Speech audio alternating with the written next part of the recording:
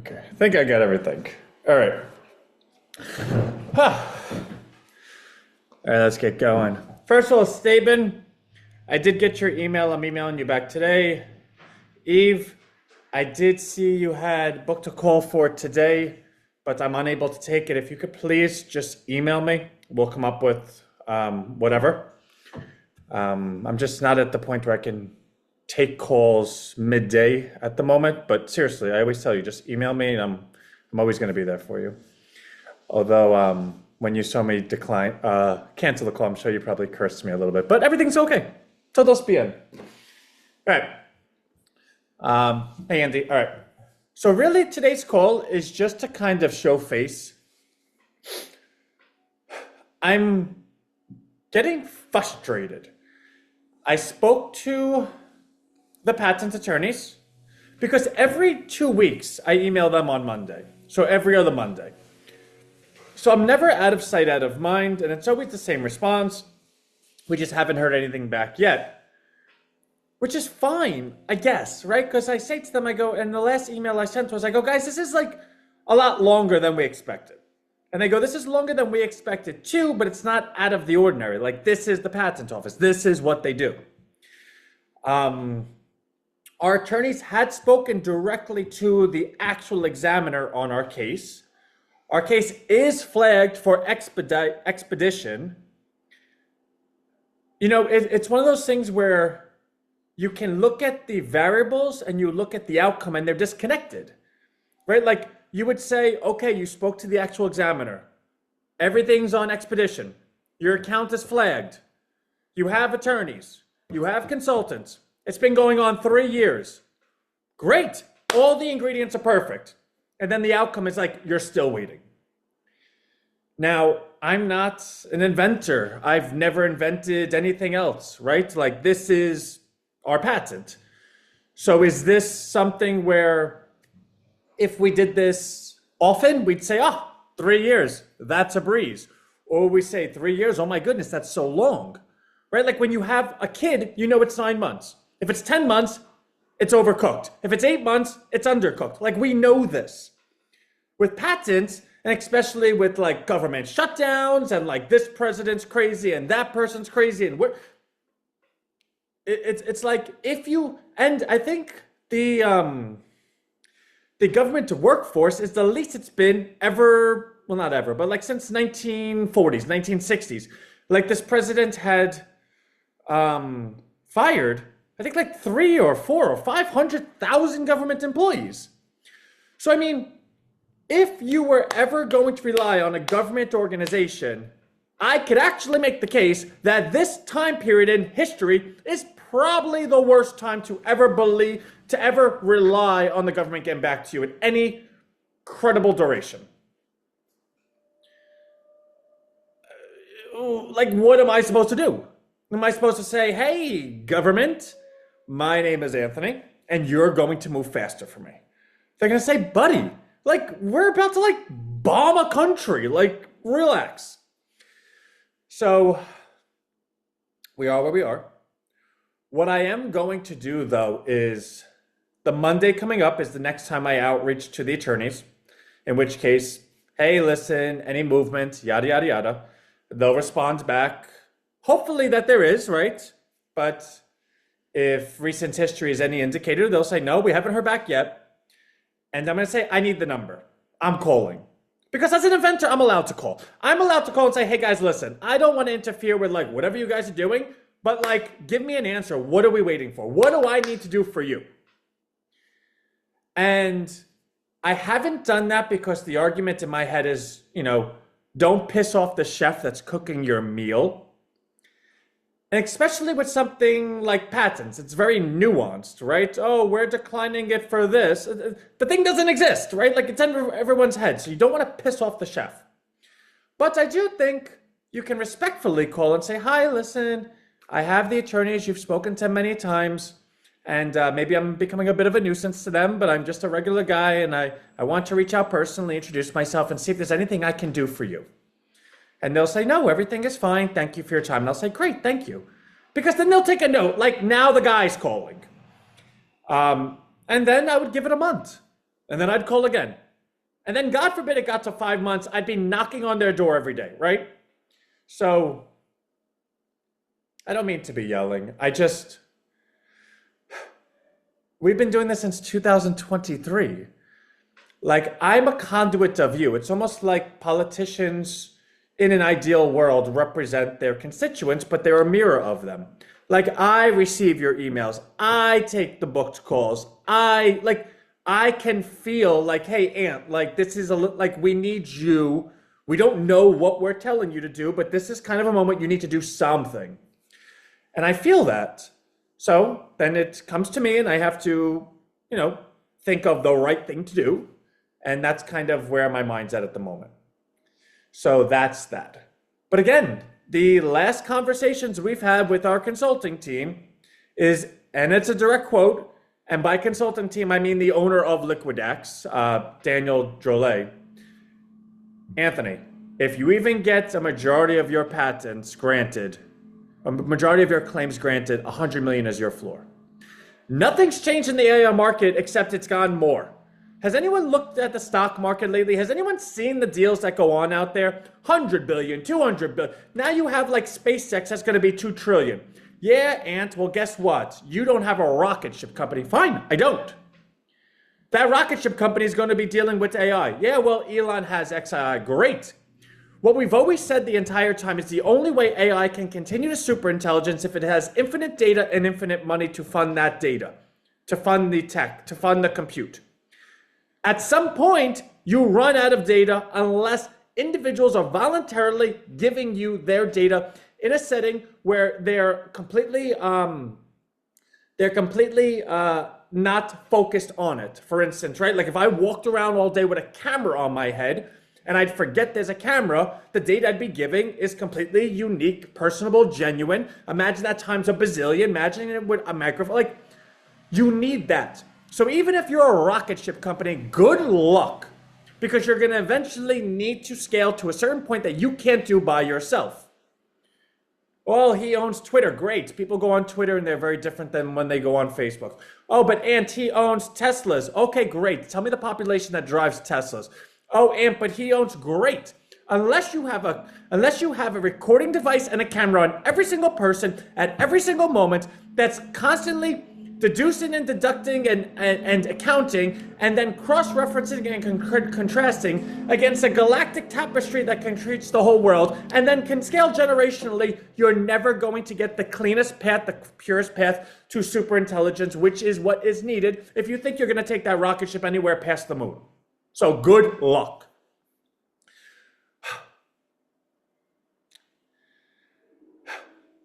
So, as you can see, I'm clearly, I'm on it. I'm not sitting back with some Pollyanna point of view. I have a certain level of frustration, but it's my job to then manage that frustration, because you know what children do? Children flip tables. You know what adults do? They manage the frustration and do something with it. So we can only control what we can control. I'm not a patent officer. I am not the US government. I have suspicions of why it's taking so long, which I've shared with you. It's not like I hold them to myself. I don't know anything past anything. But my suspicions are that we have something that they don't want to go ahead and grant. Hey, listen, we don't want to put that into private hands. We want this. In which case, the way that reconciles is not, it just sits in limbo forever, but certainly we sit in limbo for a little bit. The way that reconciles is the government contacts you and says, hey, listen, we're taking this. This is what we're giving you. Take it or leave it. You say leave it, and then you end up dead somewhere, right? Because your car accidentally went off the road because the brakes accidentally didn't work that day. In which case we would take whatever they give us. That's not a majority point of view. That's not my base case, but that was 0%. It was 1%. It's now around like 15%, because our patent went through the full process. It was already inspected. It was declined based on not enough information. Please describe this a little bit more. We had a half-hour phone call with that patent officer. We took notes. We asked questions. We said, if we did this, would you do that? We then got a transcript of that. We then worked, me and the patent team, the attorneys, going back and forth, making the corrections, saying, and putting it through Ted, saying, go ahead and rip this apart as best you can to make sure that we are ironclad. We came up with that final thing. We sent it back to them. They then sent it back to the exact inspector that was there beginning. Then that inspector just happened to retire in the middle of it. They then got a new inspector. We then contacted that new inspector. We then have a flag in terms of expedition. We did talk to him, and now we're told to just sit and wait. It's not like we're applying for the first time. These people went through everything. It's flagged for, like, the arguments would be that there's just no one at the patent office. But here's the thing: the patent office funds itself. It's not like it's not on the government's balance sheet. You pay the patent office for stuff. The patent office then funds itself with the money it receives. So even in a government shutdown, I get like rising tides lift all boats, and I guess lower tides lower all boats, right? Like, but it's not dependent on government money. I can believe that they're probably overwhelmed with AI patents. I can believe that the patent office probably put out a department-wide memo. All AI stuff, halt. We're not granting anything for the next 6 months because let's see everything that comes in, because obviously this is really nuanced and we can't just go ahead and give things out that are going to take away from other things. And then we'll resume, granting or denying. If you pushed me to find an explanation that would explain this. Now, again, I just made that up. I don't even know if that's even a possibility. I can't imagine a whole patent office saying, hey, listen, we're just not going to grant anything for 6 months. But it would explain this, right? So I'm constantly trying to figure out what explains this. So that would explain it. Them purposely holding it back would explain it. Because the alternative is that your patent officer is just an idiot. And even if he was a complete idiot, we got the expedition notice back in January, right? Like, it's now April. That's 4 months of a patent that's already went through a 1.5-year procedure. This was only supposed to be a 2 to 3 month process. Expedited does not equal 4 months. So even if you're like the biggest moron, you have to be like 3 derivatives out of an idiot for this to still make sense. So I don't know. I tend to believe it's better than not. And we'll see. Because again, if you remember in the beginning, we did send out our patent to this cabinet, this president, every single office Elon had, every single employee of XAI, every single employee of Neuralink, every single employee of Tesla, the offices of Tesla. We sent it to every investment firm that participated in all of Elon XAI's fundraising. We sent it to the Prince of Bal Alawid of Saudi Arabia, right? Like, the entire AI board that the president put together with Mark Andreessen and David Sachs, we sent it. Everyone has gotten it.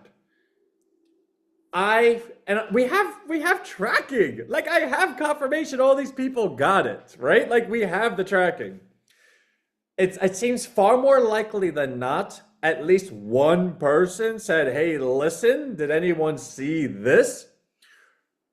We have read receipts from Andrew Jassy of Amazon, the CEO of Amazon, the CEO of Visa, the CEO of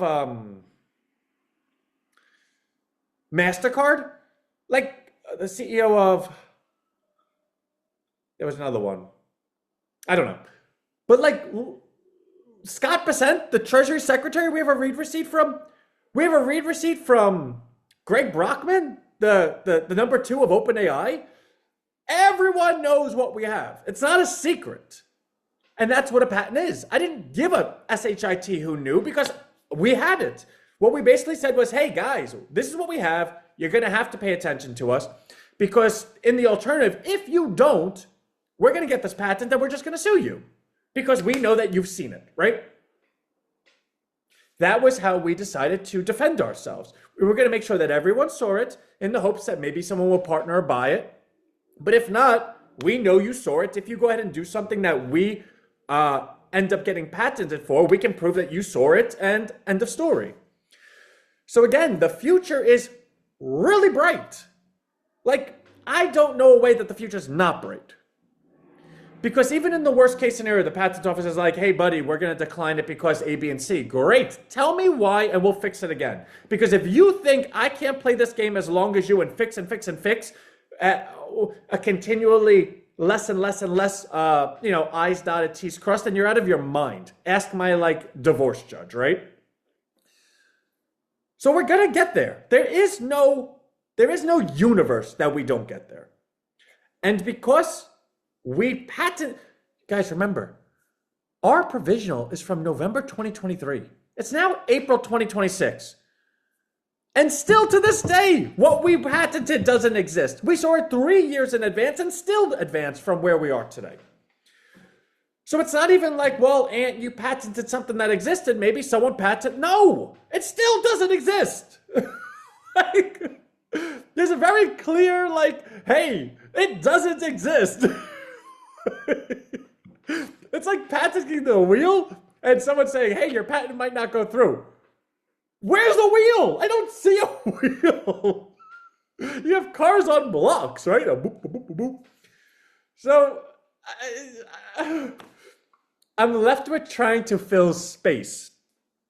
And, I came on today's call just to show face. I'm not dead. I'm here. I'm with you. And I believe in the next month we'll get movement because I'm going to call next week if we don't get movement. And maybe that update will simply be, hey, I made a call and they said, hey, nice to meet you. And please lose our number. We never want to talk to you. And fine. But I know what it's like that after that call, they're going to write a note. Now he's calling. Can you guys hurry up? Or give me a reason.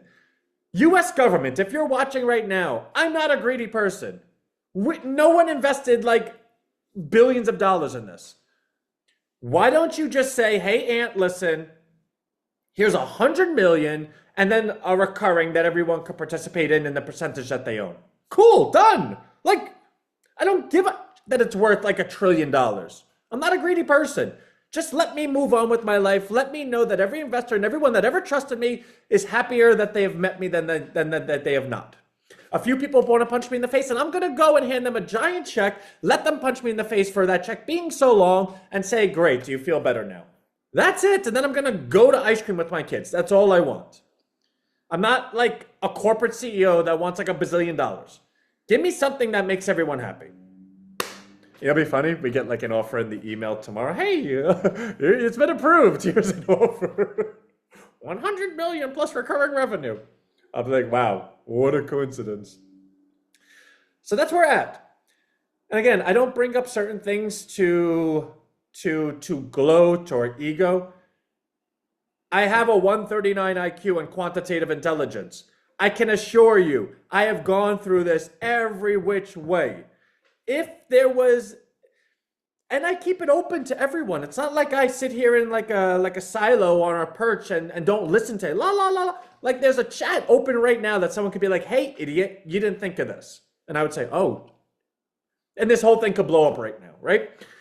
If somebody can tell me, "Hey, Ant, this is why this is not going to work," then I'm listening. But I have spent God knows how much time going through every single angle continuously, whether it's a dream or it's a night.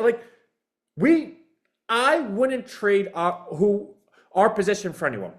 In fact, a company right now can call me and say, "I'll give you $5 million as is," and I would say something Joe Pesci said in Goodfellas, right?